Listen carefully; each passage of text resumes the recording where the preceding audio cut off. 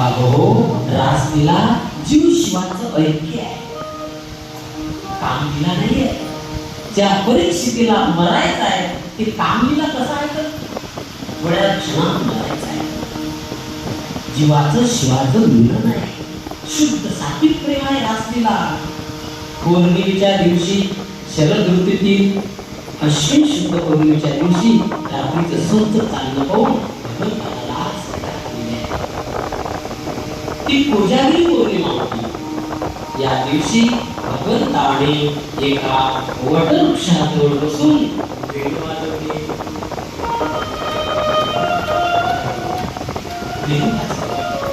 वट म्हणजे काय? वडाचं झाड. आता झाडाच्या विभूती सांगितल्याची केली. पिंपळाचं झाड हे विष्णूची विभूती आहे. उंबराचं झाड त्याला औदुंबर म्हणतात, हे दत्ताची. आणि वडाचे झाड हे ब्रह्मदेवाची विभूती आहे. काय देवाने झाड निर्माण केली. हे झाड सुद्धा वाया जात नाही, फक्त तुम्हाला माहित नाही हे कामी कोणी आहे.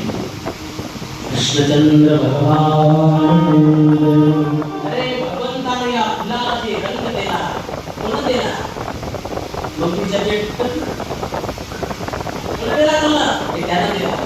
या फुला सुगंध काय येतो? अदृश्य रूपामध्ये भगवंताचं वास्तव्य आहे म्हणून फुला. त्याचा रंग काय? तो साधन कृष्णचंद्र भगवान की जय. तुम्ही सर्व झाडाची फुलं पाहिजे.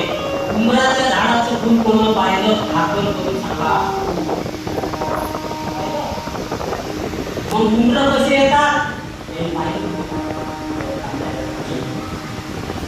मागे मला अक्कलकोटच्या कृष्ण पाठवतो.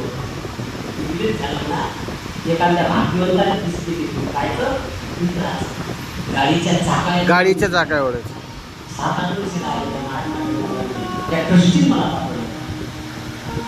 ज्याला जे दिसते फुल त्याच्यासारखा भाग्यवान जगात कोणी नाही.